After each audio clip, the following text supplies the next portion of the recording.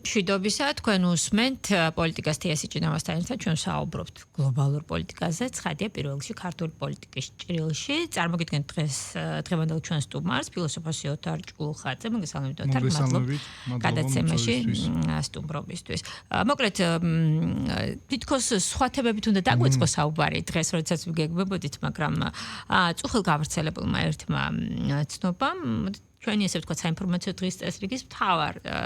ნაწილში გადაინაცვლა ეს არის, როდესაც სახელმწიფო მდივან მარკო რუბიოსა და საქართველოს პრემიერ-მინისტრის შორის სატელეფონო კომუნიკაცია შედგა. შინაარსი უკვე ცნობილია. მე მინდა ასე დავსვა ეს საკითხი. ტრამპის გაპრეზიდენტების და ადმინისტრაციაში მოსulis შემდეგ ყველაფერი შეიცვალა, ეს ცხადია, ანუ მთელი გეოპოლიტიკური ეს ფილოსოფია რაც იყო მთელი ამ წლების განმავლობაში აგებული, სრულიად ამ ფილოსოფიამ სრულიად დაკარგა აზრი, ანუ ახალი დღის წესრიგის წინაშე დადგა მსოფლიო. და იყო ასეთ საუბრები, რომ ვიდრე უკრაინის ომი არ დასრულდება, გავლენის სფეროებთან დაკავშირებით მუდმივად არსებობდა კითხვები, რა ვისი გავლენის სფეროში რა ნაწილი რა სფერო მოექცეოდა და ასე შემდეგ. ასევე იყო საქართველოსთან დაკავშირებით მუდმივად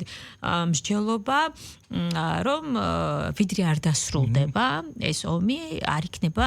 ასე ვთქვათ, პირველი ნაბიჯები, არ იქნება მჭიდრო კომუნიკაცია. მოკლედ არ შეიძლება არაფერი. ამასობაში წამოგვეწია ახლო აღმოსავლეთში განვითარებული მოვლენები, რომელმაც კიდევ უფრო დრამატულად შეცვალა მსოფლიოში ვითარება. აი ეხლა მას შემდეგ რაც შედგა პირველი კომუნიკაცია. მას შემდეგ რაც საქართველოს ხელისუფლება მუდმივად აკეთებს განცხადებას, რომ ჩვენ მზად ვართ გადატვირთვისთვის. რა შეგვიძლია ვთქვათ ამ პირველ კომუნიკაციაზე, საუბარზე, შემდეგ ამ საუბარში დასმულ აქცენტებზე და შეგვიძლია თუ არა ვივარაუდოთ, რომ მუდმივი საუბარი და ესე ვთქვათ მსჯელობა იმ შესახებ, რომ გავლენის სფეროებთან დაკავშირებით არ არის ჯერ ყველაფერი ჩამოყალიბებული, ეს საუბარი დასრულებულია. აი როგორ წარმოგიდგენთ ეს ყველაფერი? ცოტა კონტექსტის გავიხსენოთ, ხო? საქართველოს მთავრობა მას შემდეგ რაც შეიცვალა ადმინისტრაცია ამერიკაში, მუდმივად ცდილობდა თავისი პოზიცია სხვადასხვა სახით იქნებოდა ეს ვთქვათ ესეთი ეპისტოლური წერილობითი სახით, ხო, წერილები გვახსოვს, ხო, იგივე პრეზიდენტის და პრემიერის და კიდე სხვადასხვა წერილები, ისე ვთქვათ ეს უშუალო კომუნიკაციის სახით, რომ რაღაცა ტიპის გალღობა მომხდარიყო, იმიტომ რომ ტრამპის ადმინისტრაციის აი გეოპოლიტიკური ცვლილება რაც ახსენეთ, იყო ასე ვთქვათ გამოწვეული იმით, რომ მოდი ახლა რუსეთის დაშლას თავი დავანებოთ ამ ტაქტიკას და ამ დაშლის ტაქტიკაში მოვიაზრებოდით ჩვენც, რომ ჩვენ უნდა ყოფილიყავთ ერთგვარი ფიჩხი იმ კოცონზე, რაზეც რუსეთი უნდა დაეწვათ. შესაბამისად, რადგან ამ კოცონის დანთება, ასე ვთქვათ, დანთების შესახებ აზრი შეიცვალა ადმინისტრაციამ, ჩვენზეც ზეწოლა მოიხსნა. ამ მოხსნილ ზეწოლამ დატოვა ერთგვარი ლუფტი, ხო? ანუ როდესაც ტრამპის ადმინისტრაციას არ ქონდა განსაზღვრული კონკრეტულად აი როგორი აი პროაქტიული თვალსაზრისით, პოზიტიური თვალსაზრისით რა მიმართებები ეწარმოებინა საქართველოსთან დაკავშირებით, მაგრამ ამის ფონზე რაღაცა დადებითი ნაბიჯები მოხდა, იგივე ელჩის დამტკიცება საქართველოს ელჩის ამერიკაში, იგივე ისე ეგრეთ წოდებული მეგობარი აქტის ჩავარდნა და ასე შემდეგ. ანუ რუბიოს არამდე კიდევ სახელმწიფო დეპარტამენტის წარმომადგენელი იყო ჩამოსული. და ანუ ერთგვარად ეს არ იყო, ხო, ასე ვთქვათ, მოულოდნელი, ასე ვთქვათ, მეხის გავანდასავით, ეს იყო თანმიმდევრული ნაბიჯები, რომელშიც როგორც ესეც ვერ ვიტყვი მეხის გავანდასავით იყო თუ არა, იმიტომ რომ მე ოპოზიციის რეაქციაზე უნდა ვისაუბროთ ამ თემაზე. მათვის ყველაფერი შეიძლება იყოს მეხის გავარდნა, მაგრამ უბრალოდ იმიტომ რომ ლოგიკური იყო, რომ რაღაცა ტიპის გავიხსენოთ, რომ იგივე რუბიომ ილია მეორის გარდაცვალებაზე სამძიმარი განსხვავებით ევროკავშირის ლიდერების უმრავლესობისა მოუსამძიმრა ქართველ ერს და ანუ რაღაცა ტიპის დათბობის კონტურები არის. ახლა მანამდე მილანშიც იყო საუბარი, მოდით ეს დეტალიც არ გამოვხდეს. ამ შემთხვევაში ჩვენ ხო ესე და ისე ესეც უნდა განვიხილოთ იმ კონტექსტში, რომ საქართველო არის პატარა ქვეყანა და ჩვენი გეოპოლიტიკური სტრატეგიის ერთგვარი დრიტვა თუ ამოსავალი წერტილი უნდა იყოს, რომ ჩვენ არ უნდა გადავიქცეთ არც ერთ ანტი რაღაცად, არც ანტი რუსეთად, არც ანტი ჩინეთად, არც ანტი ირანად, არც ანტი ამერიკა და არც ანტი ისრაელად და ასე შემდეგ, ხო? რატომ? იმიტომ რომ ჩვენ არ გვაქვს ამის ფუფუნება, გეოპოლიტიკაში შენი წონის მიხედვით უნდა იმოქმედო, შენი ზომის მიხედვით უნდა იმოქმედო. ეს პირველ რიგში შენი ინტერესების გამომდინარე და ეს ინტერესები ცხადია განისაზღვრება ამ ყველაფრიდან, ზომიდან და წონიდან გამომდინარე. ეს ცხადია არნიშნავს, რომ შენ ასე ვთქვათ, ყურები ჩამოყარო და თქვა, რომ მე ხა პატარა ქვეყანა ვარ, პირიქით და საქართველოს ბოლო 4-5 წლის განმავლობაში უამრავი საინფორმაციო თუ სოციალური თუ სუვერენისტული ბრძოლის მოგები დაადასტურა, რომ ეს ასე არ არის. ახლა უბრალოდ არის ეს მესიჯი და უნდა დაველოდოთ მოვლენების განვითარებას, იმიტომ რომ ამას რაღაც სიგნალები სავარაუდოდ კიდევ მოყვება. ხო, ანუ მაინც გეოპოლიტიკურ გადანაწილებაზე ჯერ საუბარი ზედმეტია, ხო, ჩემ კითხვას რა დავუბრუნდეთ. ხო, ანუ გეოპოლიტიკური გადანაწილების ასპექტი საქართველოსთან მიმართებაში, ანუ საქართველოს უჭირავს მისთვის კომფორტული პოზიცია და ამ პოზიციის გამყარებას უნდა მიესადაგებოდეს გადანაწილება. გადანაწილების პროცესი ჩემი აზრით მინიმუმ 1 დეკადა, 1 ათწლეული გაგრძელდება. ხედავთ ირანში ომს, ხედავთ და კიდე ტაივანი არის მენიუში, ასე ვთქვათ და კიდე ბევრი სხვა პოტენციური ცხელი წერტილები. ანუ ეგრეთ წოდებული მესამე მსოფლიო ომი, რომელზეც დამოკლეს მახვილისავით არის ხო ეს ატომური იარაღი და მისი პოტენციური გამოყენება, არ უნდა ვიფიქროთ, რომ იქნება რაღაც ესეთი ტოტალური შეტაკება, როგორც ვთქვათ, მეორე მსოფლიო ომი იყო. ნუ ისიც არ იყო ფაქტობრივად, იქაც იყო რაღაც თამაშის წესები, მაგრამ აქ არის აი წერტილოვანი ომები, სადაც ყველაზე მტკივნეული წერტილია იყო ეს რუსეთ-უკრაინა არის, ეს ახლო აღმოსავლეთი არის, ტაივანი არის, კავკასიაც მათ შორის სადაც ვიხილეთ ირან, აზერბაიჯან, სომხეთის ომი და საქართველოს, რომელიც იყო ამ მენიუში, მაგრამ საბედნიერო ჩვენ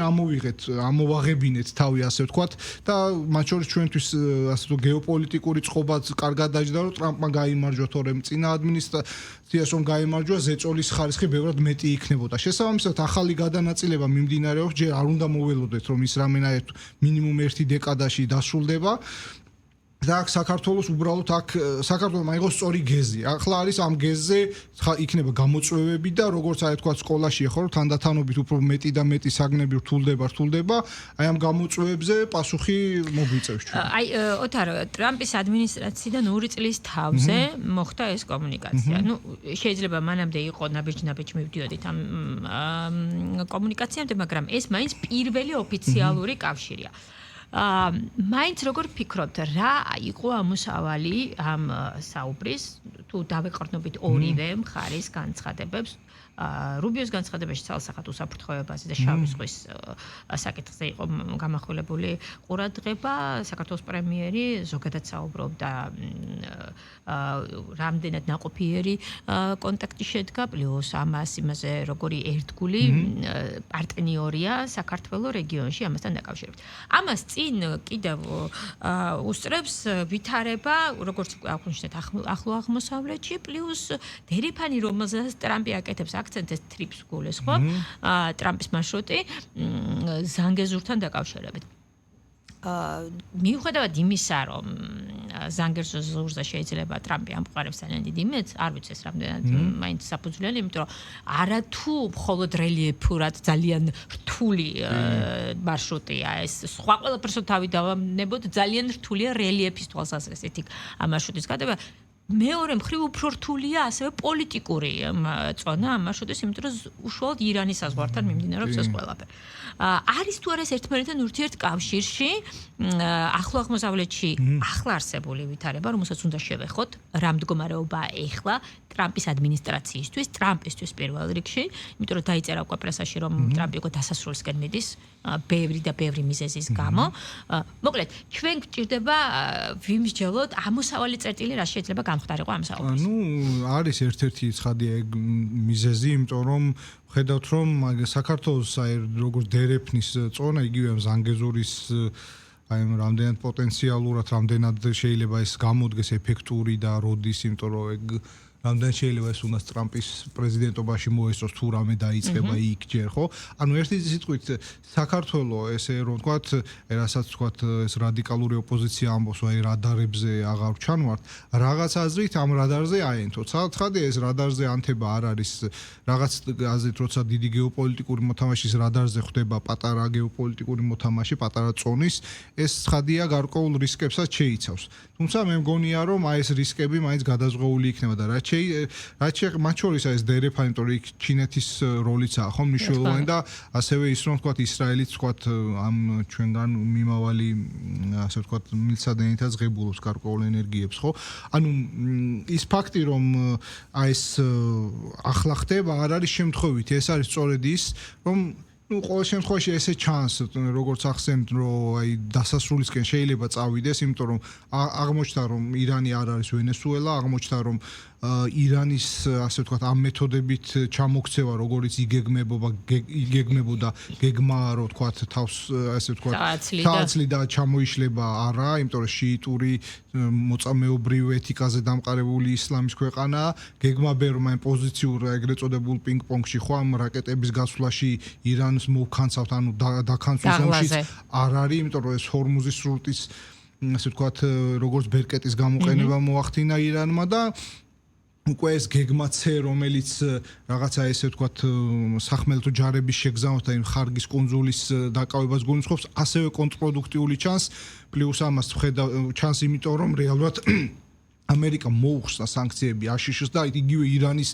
ნავთობებს ხო საოცარი ერთის მხრივ ეუმები ქვეყანას და მეორე მხრივ აი უკვე ზღვაში მყოფ მის ნავთობებს უხსნის სანქციას მაგრამ ეს გააკეთა იმიტომ რომ მას უნდოდა ნავთობზე ფასების დაწევა ანუ ასე ვთქვათ სოფლიო ეკონომიკისთვის სისხლის გადასხმა იგივე ამ ირანული და რუსული ნავთობით და ირანისთვის ბერკეტის წართმე ხო ირანი ცდილობს რომ ვთქვათ ობსტრუქცია მოაწყოს რადგან მას დაარტყეს ცდილობს რომ სოფლიო ეკონომიკა ვთქვათ აი ამ თუ მე მირტყავ აი ჩავიყოლებ ასე თქვენს და რო არ ჩაეძირა პირიქით ამერიკა ეცადა რომ ირანის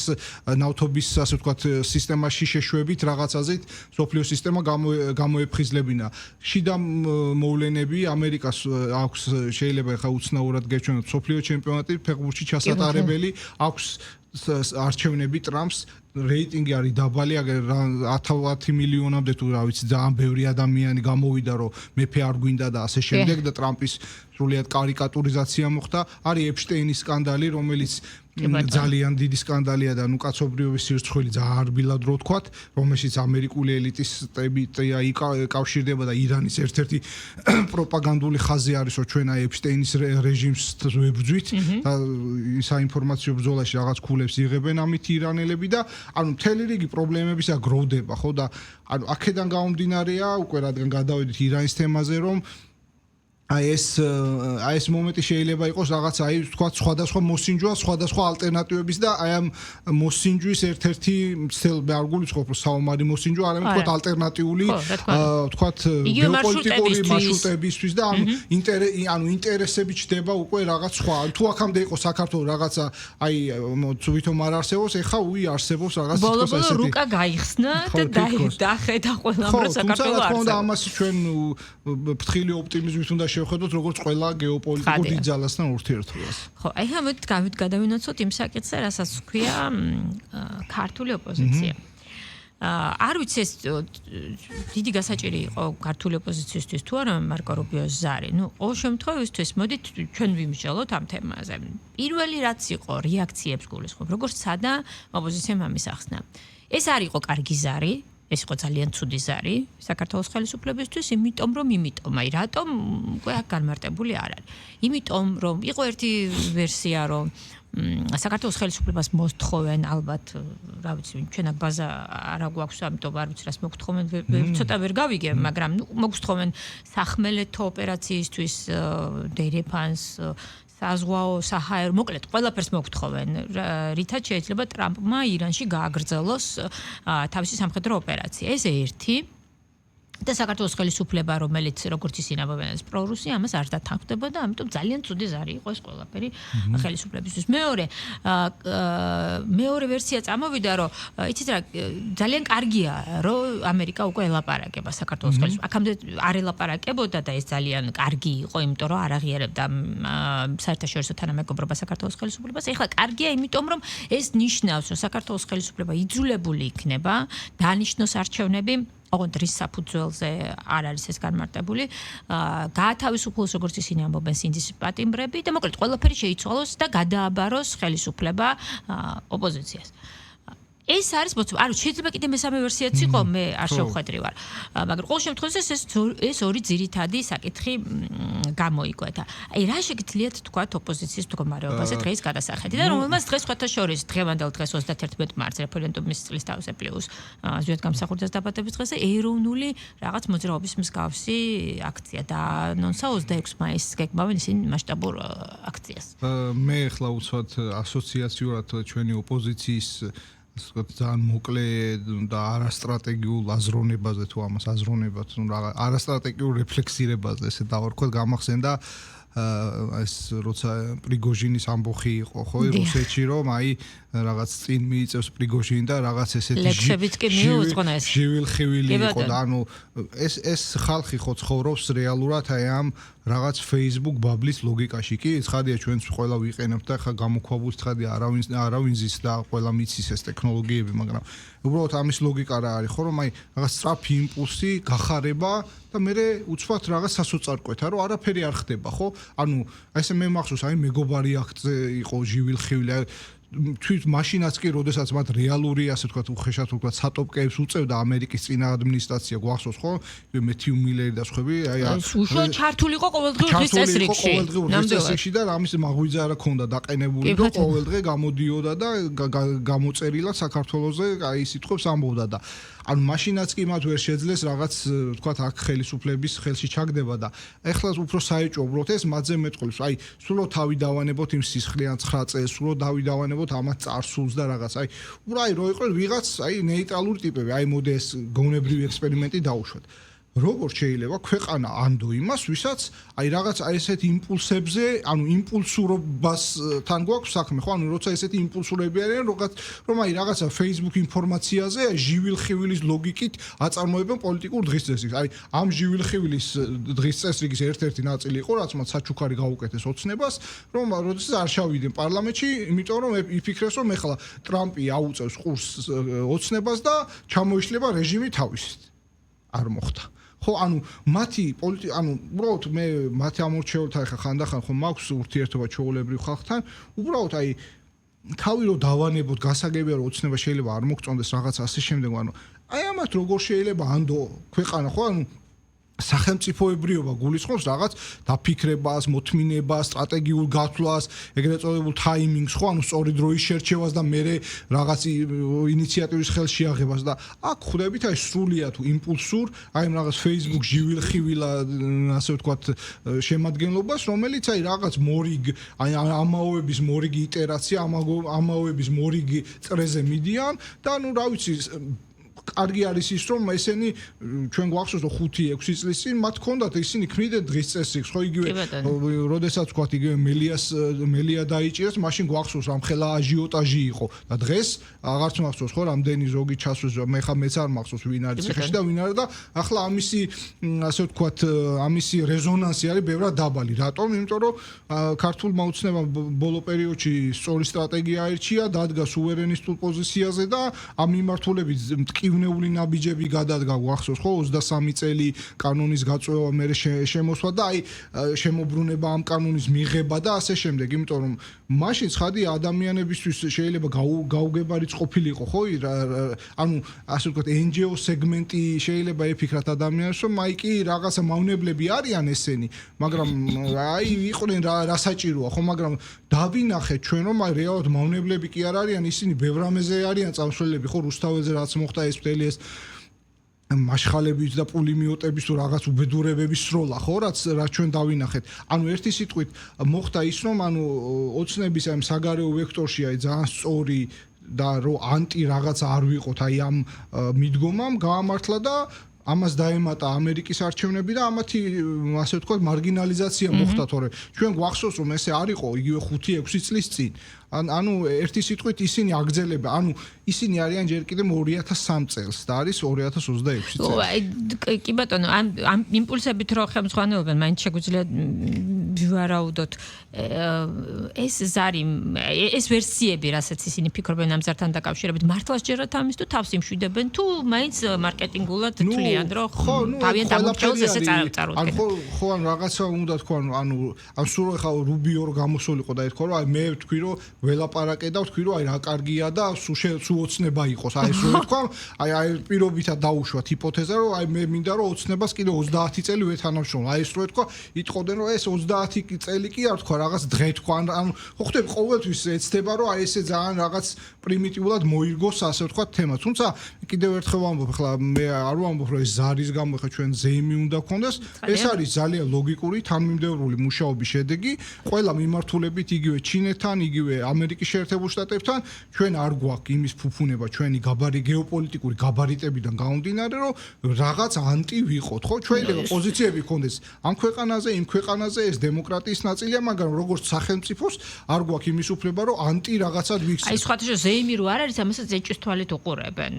ეს ადამიანები, ანუ რომ აი რატო არ ზემოგვენ, ესე იგი კარგი ზარი არის იყო. ხო, ანუ კი, ეგ ცხადია, ყოველთვის ეგრე იქნება, რომ აი ხო, ნუ ანუ მათ არ ესმით უბრალოდ რომ ესეც ხო კოლონიური დამოკიდებულება მე მახსოვს რომ ვენსი რო იყო ხო ამას წინათ ჩასული სანამ ომი დაიწყებოდა სომხეთსა და აზერბაიჯანში აი ჩვენთან რატო არ იყო ეხლა დარეკა რუბიოს იყო ზარი რუბიოსთან და ალბათ ცუდი რაღაც უთხრა და აი რო არ დაერეკა იტყოდა რომ აი არ ურეკავს აი ხო ხდება ყოველთვის არ როგორც ქართული ესე იგი გამონათქვამი მოს ენას ძვალი არ ედება და მით უმეტეს როგორც ჩანს ოპოზიციონერების ენას განსაკუთრებით კი ბატონო ეხლა კიდევ ერთი საკითხია რომელიც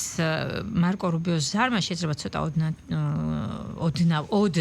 გვერდზე გადადო, მაგრამ ეს არის ტოპ თემა, შეიძლება ასე ითქვას, ეს არის პატრიარქის არჩევის საკითხი. ადამიანები, რომლებმაც ნახეს იმ 5 დღის განმავლობაში რა ხდებოდა სამების საკათედრო ტაძარში, კი რა, მთელ ქვეყანაში და თბილისში განსაკუთრებით. ჩათვალეს, რომ შეიძლება ამ ადამიანების განწყობაზე იმოქმედონ იმით, რომ გააბრძოლონ ანუ ნარატივი იგივე ისევ მათთვის ცნობილი რუსული იარლიყების მიკერებისა და ზოგადად კლიშეების შესახებ. აი როგორ ფიქრობთ, რა მიზანი აქვთ ახლა ამ ადამიანებს, როდესაც ცდილობენ რომ ამ თემაშიც იყვნენ ჩართულები? მოდი ესე ვთქვათ, პატრიარქის გარდაცვალებიდან ძალიან მალე მე ვადევნებდი მედიას თვალყურს და ერთ-ერთი პირველი მოვისმინე ერთ-ერთი მეუფეს კომენტარი, რომელმაც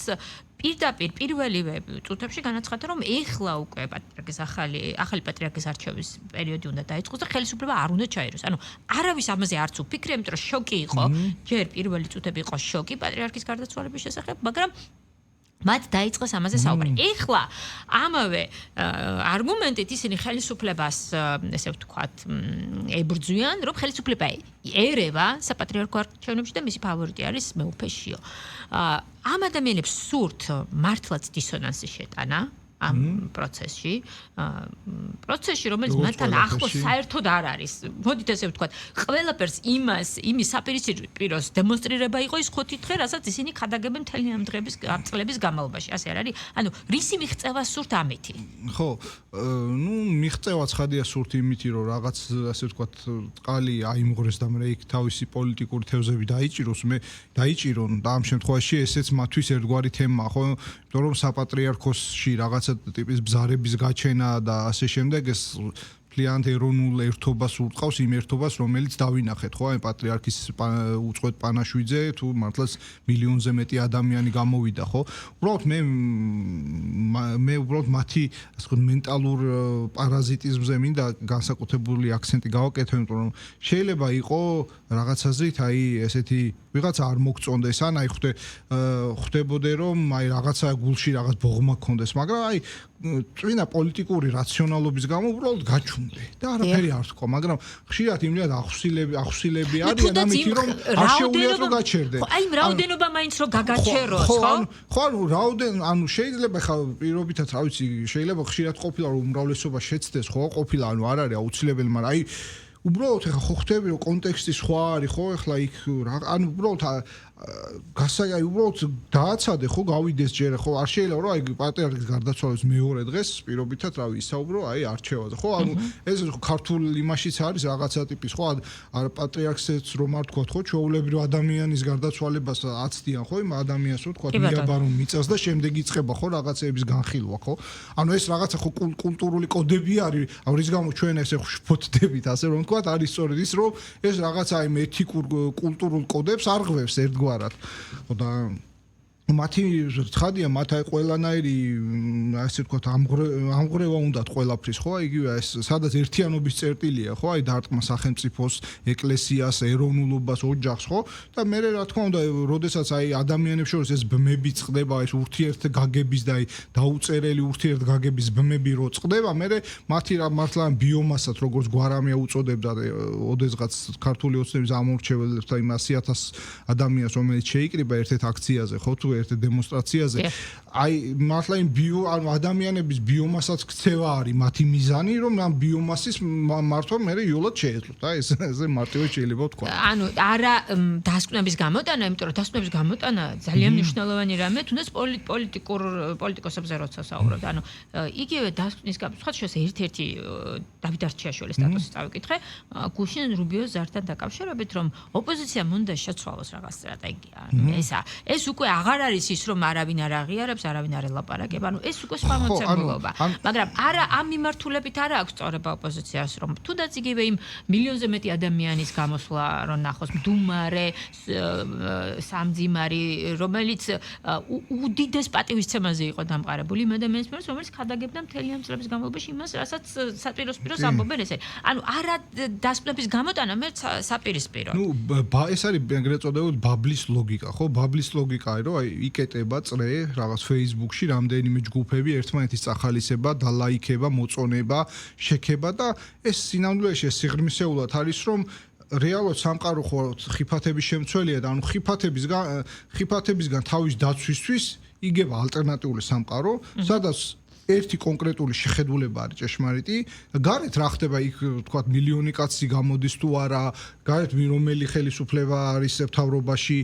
ეს არა და შენ ხარ რომ დაიძახებ რომ ეს არის ეგრეთ წოდებული ამ ოცნების მთავრობის და ეგრეთ წოდებულს დააწერ ის მართლა ეგრეთ წოდებული ხდება ანუ ეს არის აი იდიოტიზმი ხო ძველ საბერძნეთში იდიოტეს იყო ვინც აი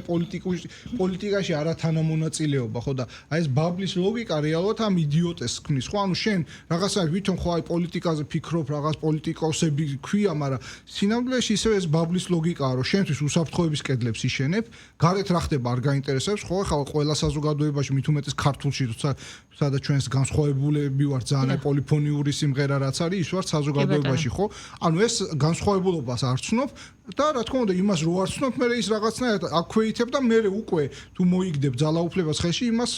ჩვენ ვიცით რასაც გაუკეთებს ხო ანუ უცხოს მიუღებლობა ის უცხოვდება ანუ ეს გაუცხოება ბაბლი როგორც კედელი აი და ეს შესაბამისად უკვე ამ კედლიდან მე იწყება რაღაც აი ლანძღვების ლანძღვა შეურაცხყოფა და ასე შემდეგ და საბოლოო მიზანი არის ის რომ ისინი არ არის აი სწორედ ეს არის რომ ისინი არიან აი რაღაც ამ კულტურული კონტექსტიდან გაუცხოებული საზოგადოება შეიძლება ვთქვათ რომ ეს რაღაც ამ კულტურის ბრჭყალებში ბრალიც არის ის რომ ვთქვათ ახალგაზრდობაში ვიღაცა შეიძლება დაიჩაგრა მაგრამ დაჩაგვრით ახლა შეიძლება ყველა დაიჩაგროს მაგრამ მე რაღაცები იაზროს და არ გაბოროტეს, მაგრამ ნუ ეს უკვე ცალკე კულტუროლოგიური საკითხები. და სხვა ცალკე სასაუბრო თემა. და ბოლოს აუცილებლად მინდა შევხედო მაინც ევროკავშირსაც ახლა. რამდენად შეიძლება ვისაუბროთ როგორი მოქმედებს ეს ზარი მაგალითად ევროკავშირის ლიდერშიპზე, ეს შეიძლება გვემსჯელა მაგალითად წინა ადმინისტრაციის დროს პირობებში, როდესაც ევროკავშირსა და ამერიკას ისეთი ურთიერთობა ჰქონდათ, რომ უნისონში ყველაფერს უნისონში საუბრობდნენ. ეხლა დღეს საერთოდ სხვა მოცემულობა ევროკავშირსა და ამერიკას შორის. არ ვიცი, რამდენად შეიძლება რელევანტური იყოს ვიკითხო, რამდენად იმოქმედებს. ამაზე თქვენი პასუხი და მეორე პლუს აუცილებლად მაინტერესებს უნგრეთის არჩევნებთან დაკავშირებით ევროკავშირის ზოგადად ქმედება და მსჯელობა იმის შესახებ, რა შეიძლება მოიმოქმედოს, თუ კი ორბანი გახდება პრეზიდენტი, ერთ-ერთ ვერსიად ისინი უნგრეთის გარიცხვასაც კი განიხილავენ. აი, საერთოდ რა დილემის წინაშე დგას ევროკავშირი? ნუ ორბანით რომ დავიწყოთ, ორბანს ასე ვთქვათ, მიეკერა უცნაური იარაღი, ეს არის ელექტორალური ავტოკრატია. ანუ ეს ნიშნავს, რომ რადგან შენ გირჩევენ რაღაც თქვა 3 ან 4 ვადით, ამიტომ ავტოკრატია ხარ, ოღონდ გირჩევენ და ანუ ელექტორალური ხარ, ხო? ნუ ხაი თავი რო დავანებოთ აი პოლიტიკის ისტორიის, აი ყველაზე ზედაპირზე რაც შეიძლება გაგახსენდეს, რომ იგივე მერკელი და ამ დასავლეთ ევროპული ქვეყნები და რომელიც 4 ვადით იყო, ფრანკლინ დელანო რუზველტი, რომელიც ასევე 4 ვადით იყო და კიდე ბევრი შეიძლება ჩამოთვალოთ, ხო? ანუ იმათთვის შეიძლება და შენთვის არ შეიძლება, იმიტომ შენ ხო მზარდი, შენ ხო რაღაც აღმოსავლეთისკენ ხარ ცოტა, ვიდრე იმ რაღაც სავანე მითიური, სადაც აი ეს ზეადამიანები ცხოვრობენ და შენთვის არ შეიძლება. ნუ ევროკავშირში ეს ანუ დემოკრატიის მთავარი არსი და მთავარი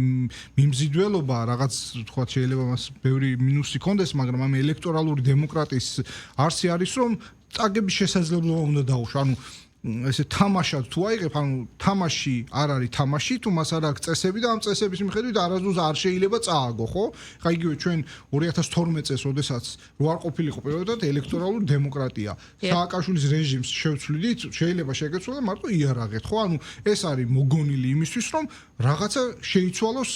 წესით, ხო და თუ კონკრეტულ ხალხს არ უნდა ხელისუფლების შეცვლა და თამაშის წესებით უმრავლესობა იღებს და ასე იყოს. მე შეგახსენებთ იგივე რუმინეთის მაგალითს, როდესაც რა ვიცი, იმიტომ რომ ვიღაცამ Facebook თუ TikTok-ზე ვიღაცამ დააბრალა რომ რუსული სპეცსამსახურებია, ხო დაიჭირეს და გააუქმეს არჩევნები და მე სასამართლომ ამაზე სანქცირება მისცა და სხვათა შორის რატომაც ქართულ სასამართლო სისტემაზე ხდება ხოლმე შემოტევა არის ის მაგალითი რომ შენ არჩევნებს მოიგებ, მაგრამ